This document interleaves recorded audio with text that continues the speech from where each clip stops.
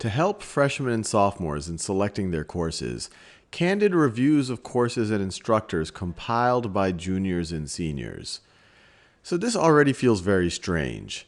They're giving us a subject, which is candid reviews of courses and instructors compiled by juniors and seniors. So what they've underlined here, which we're going to think about if there's a better way of phrasing it, that already feels like the subject of our sentence.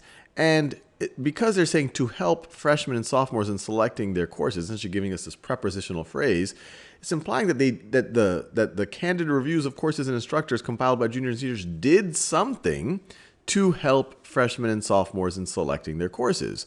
But they're not telling us what the candid reviews, they're not telling us what the stuff in orange right over here, what did they do? Another way to think about it, they gave us the subject. That's why over here in orange, candid reviews of courses and instructors compiled by juniors and seniors. But they're not telling us what they did to help freshmen and sophomores in selecting their courses. We don't know what the action here is of the sentence. We don't know what the predicate of the sentence actually is. So I don't like it as it is. It's not really making any sense. So we can rule out the first choice, which is always the sentence as is. Now let's look at the other choices. Candid reviews of courses and instructors being compiled by juniors and seniors.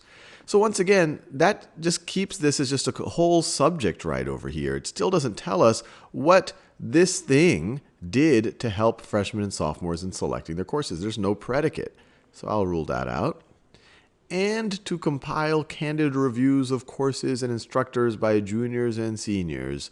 So this one really sounds disjoint. To help freshmen and sophomores in selecting their courses, and to compile candid reviews of courses and instructors by juniors and seniors. So it's really kind of this compound prepositional phrase, and they're really not even giving us a subject or a predicate right over here. Who's doing what to do this and to do this? So this one is also, I would say, fairly bizarre.